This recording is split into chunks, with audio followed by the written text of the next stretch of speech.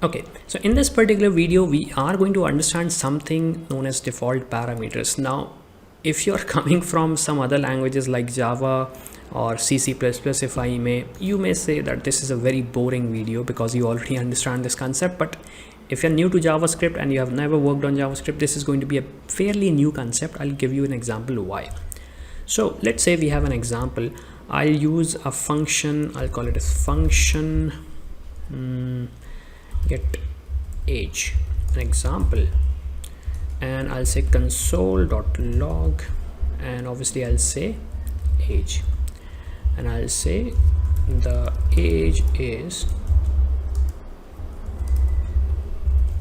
again I'm using a very vague example of a function. It's actually not how we define a function now in JavaScript.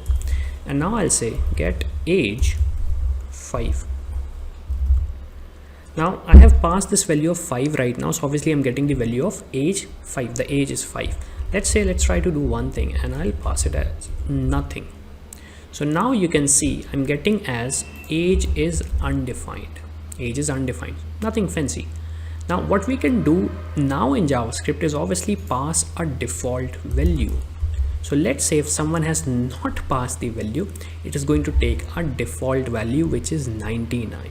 Now obviously it sounds very simple, and that's the way it is done in various other languages. If I talk about be it Java, or maybe be it Python, C++, if I talk about even C#, but that was not there in JavaScript earlier, but now it is. So now you can pass the default parameters inside a function.